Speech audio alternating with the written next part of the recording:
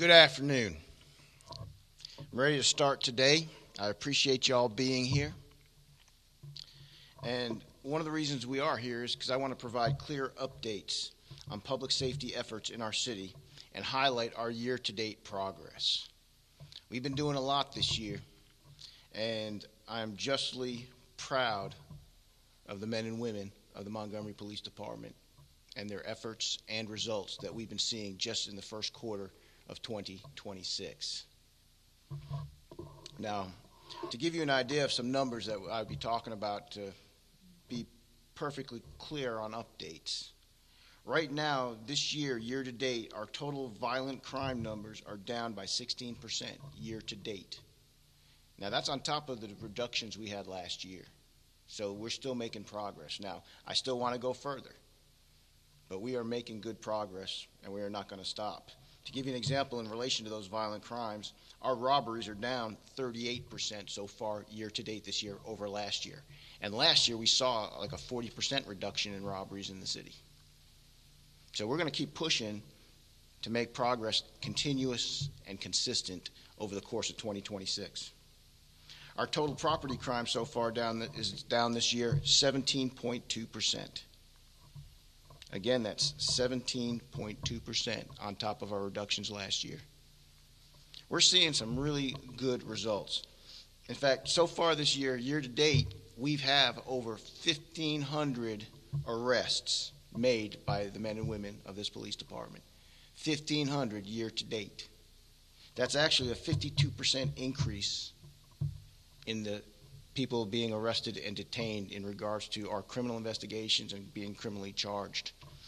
In fact, I'll take a small snapshot of that number of arrests to talk about felonies, some very specific felonies that have taken place between January 5th and March 13th of 2026, because these felonies actually show a good idea of what kind of crimes are being committed and what kind of crimes our CID unit is working on to help protect the citizens of the city. So far, basically, in that time period, we've actually arrested 131 individuals on felony charges. 131 individuals who were actual felons committing felonies, and the fact of the matter is they committed, in that time period, responsible for over 243 felony charges. So that's 243 felony investigation cases closed by the work of our CID division and by the work of our patrol officers day in and day out. These arrests are actually extremely important because I believe that they also do correlate with all of the community efforts we've been making, and they correlate with the reductions that we've been seeing continuously since the year began. We're going to keep pushing on that because we do not believe in going backwards. I'll tell you, the work of our personnel has been tireless, and they've been committed every day to removing these violent felons from the streets, and we're going to continue to do it. In fact, I also want to highlight something that we saw within these felony arrests, specifically in this category. 21 of these individuals were actually charged with 3 or more felonies at the time they were taken into custody. This actually reinforces what we often see in law enforcement, that a relatively small number of individuals are usually responsible for a disproportionate amount of criminal activity in our community. When these offenders get taken off the street, we see an immediate and positive impact in our neighborhoods. Now, people need to keep making sure that they are calling in when they see something, because we extremely, very much rely on the tips that we get from the community in identifying perpetrators of crimes. And I'm going to be talking a little bit about that as we go on. But I want to talk about some trends. One of the things that we noticed with the trends, not only did we notice, of course, individuals charged with 3 or more felonies, so far we've charged this year 16 juveniles who have been charged as adults in relation to committing felonies in the city of Montgomery. These cases actually involve charges such as robbery in the first degree, kidnapping in the second degree, attempted rape, and other violent acts. They're not just statistics. These are young lives moving in the wrong direction, and the consequences will follow them for years to come. Now, one thing I'd even talk about when I'm talking about the juveniles, just yesterday we took a juvenile into custody as a result of Crime Stoppers. Everybody watched the Crime Stoppers tip that showed that we were looking for 3 individuals in regards to what we were calling a triple shooting. In relation to that case, we started getting Crime Stoppers tips. In less than 24 hours, we took a 17-year-old suspect into custody that we charged with assault first, discharging a firearm in an occupied dwelling, discharging a firearm into an occupied vehicle, and discharging a firearm into an unoccupied vehicle. So we've taken a good suspect into custody. We've charged him. We're treating him as an adult in this case. But that's a direct result of the fact that we were partnered with Crime Stoppers, and people in the community saw it and reacted and called us so we could actually get that bad guy off the street. In the last 24 hours, actually, we've also taken at least 2 robbery suspects into custody for cases that have taken place, within just the last about 2 days. The men and women who work with me are tireless. The results are actually showing for themselves. We're not going to stop in any way, shape, or form in doing everything we can to keep making the city safe, making the neighborhood safe, and doing what we need to put criminals in jail. Now, one thing I want people to think about, and it's important, is that we want to grow. Our police department is going to keep working to grow, and we've been working to grow literally for at least the last 2 years. And y'all probably see behind me all of these folks in blue uniforms. I got 2 groups behind me right now. One is a group of new police officers who have just graduated the police academy, who are getting ready to finish off their training and go on the street.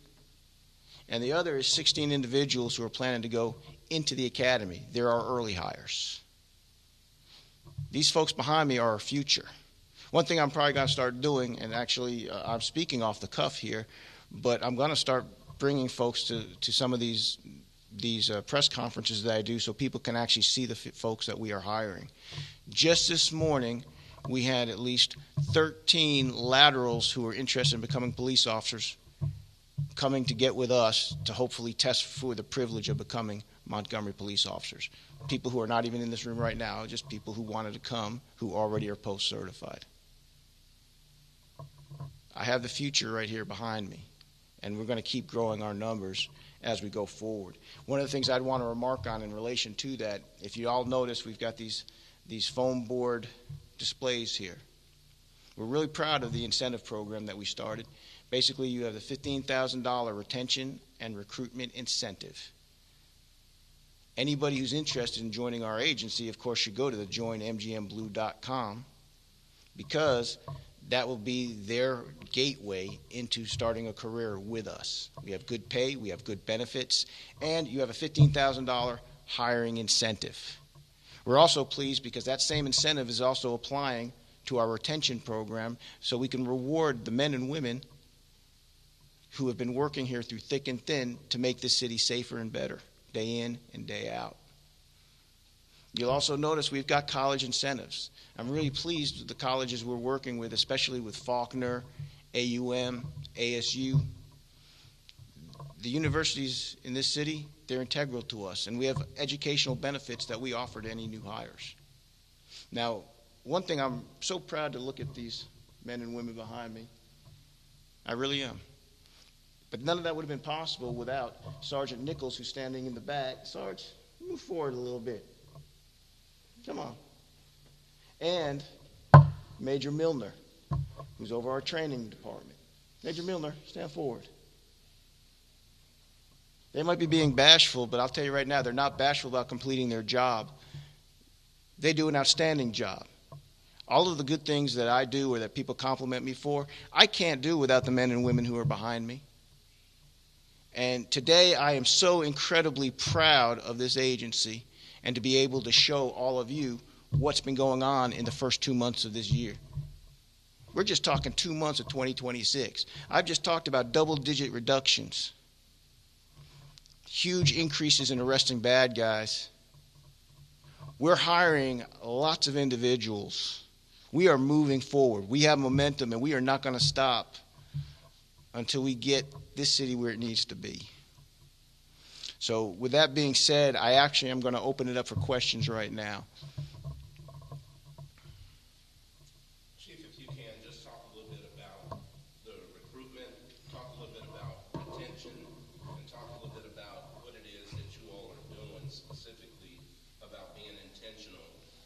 try and bring the future to Montgomery? Certainly, we are being very intentional. In fact, one of the things we've been doing is we've been not only utilizing, of course, word of mouth, we've been utilizing technology to start funneling applicants who have a really good shot at actually making it through the academy to our recruiters. So we've been utilizing literally everything from the technology, from computer programming, to also getting even vendors who can assist us in screening things, to working with our partners in personnel. I mean, basically, we're doing everything we can to streamline our processes to make it even faster to get hired by our agency. That's just one aspect. The other aspect is working in partnership with the academic institutions in this city. Okay, we've been able to have a program whereby people have academic incentives for being police officers, where their cost is either significantly reduced by at least 60% or 100% reduced altogether, where they are getting an education at an incredible rate. So a person could literally come here and at no cost to themselves not only qualify for the $15,000 incentive, get a fine professional certification by going into one of the best police academies in the country. Then they can turn around and get a free college education by taking advantage of our education incentive, which means that somebody within 3 years of joining this agency could have a college degree, which also gives them increased pay incentives because we pay more to individuals with degrees. But at the same time, they get professional specializations and certificates that will actually do them in good stead should they ever decide to travel around the country or pursue other career options. We have been doing everything we can to make sure that that message gets out to people, to make sure that they go to joinmgmblue.com, they contact us, and we'll take care of the rest of helping them join. And the thing about it is men and women are paying attention to it. They are responding not only to our internet campaigns, but they're also responding to word of mouth. You know, every person standing behind me has relatives, has friends, has people that they're talking to. They hear about it, then they start contacting us because they know a good deal and a good career when they see it. This career is one I'm very proud of because this is the career that people go into when they say, you know what, I want to serve something better than myself. I want to serve my fellow citizens. I want to protect people. I want to put, bad people in jail who commit crimes, and I want to do everything I can to make my city better. And that matters. It matters when you have somebody who's willing to lay their life on the line to protect the people around them, people who run to trouble when everybody else is expected to run away from it. So, of course, you want to make sure that you give incentives to those individuals because they need to know that people are taken care of around them when they're caught up in this very tough career. So, I guess I went a little off on your question, but the fact of the matter is that we are using every available resource technologically, but also societally. Chief, if you can also talk a little bit about what's the biggest obstacle that has impeded you from getting to this point? When you talk about obstacles, I think the key thing is if you look at how things have gone over the last maybe 5 to 6 years, just even across the country, everybody has been talking, every police agency has been talking about having difficulties with recruiting because overall the profession was not treated very well by the media.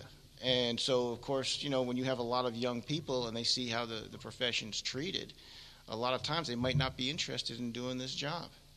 But one of the things that we're doing now that I'm real proud of is, one, the officers not only doing that good job, but portraying everything that they're doing every single day to the people around them. That shows. The good deeds, the good work, that shows. Because all of this does matter. So I think the key thing is what's going on now is people are actually seeing the good that we're doing. People are understanding that we're here for them and that we're here to help the community. And I think people are saying, well, that's a mission worth getting into, and they're wanting to join. Furthermore, they're seeing that, joining a career like this one, it's honorable. And you can literally spend a whole lifetime following it and at the same time still make a good living protecting your, and serving your citizens, but at the same time having a family, doing the things you need to do to have that bridge to the middle class. And we're doing everything we can to provide that for young officers because we want them to come in and get educated. We want them to come in and claim the hiring and retention incentive. We want to do everything we can to make their lives better because we want them to make the lives of the citizens better.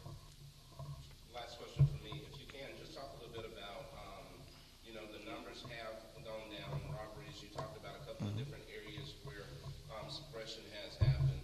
What did you all do specifically, if you can, without tipping too much in your hand, to make that happen? Yeah, I mean, I can't tell you obviously tactical things, but I can tell you strategically what we've done. What we've done is we started pinpointing, in conjunction with our partners, pinpointing individuals who commit disproportionate amounts of crime. We've been basically utilizing every investigative technique we can to make sure that when we are making arrests, we're arresting the people who we know committed the crimes, and we're going after them. Because one thing I mentioned before, if you notice, it's a very small group of individuals who commit most of the criminal acts. You know, they keep repeat offending, whether they're getting out. Now, I know I've talked about this, people getting out on bond a lot, and that's a shame because a lot of times we're arresting somebody for one violent crime and they're already out on bond for something else. And that frustrates us. But the thing about it is we'll keep investigating and we'll keep putting those people in jail as long as they're committing those crimes. What we found, though, is by being targeted on the individuals we are going after, we have found that basically the crime numbers do continue to drop. Also, the other thing we're doing too is we are utilizing mapping technology to see, hey, where are the areas that we want to pay special attention to, because that allows us to respond in a timely way to what we're seeing actually going on. So you do a lot of different things to pinpoint, like how you place people, where you place them, what times you place them, and you do those things to try to actually bring crime down. And we're seeing some success in that. The numbers don't lie. But I will say this, we got to keep going, because as far as I'm concerned, I said this from day one, any crime is too much crime. And so until I might never get there, but I'm going to keep trying until I get down to zero. I'm always going to say too much, too much, too much, and we got to keep pushing to keep bringing it down, and we are doing that. I'm very impressed with the way things are going, because if you combine this year's results plus last year's, that's showing we're making significant progress. This year's alone is significant progress, but when you're combining that, I've often said, I kept saying 2025 would be better than 2024, and it was. 2026 is going to be better than 2025, and I intend 2027 to be better than 2026. We're going to keep pushing and pushing and pushing. Are there any other questions? Well, good. That's going to conclude this press conference. I do appreciate you all being here. Thank you.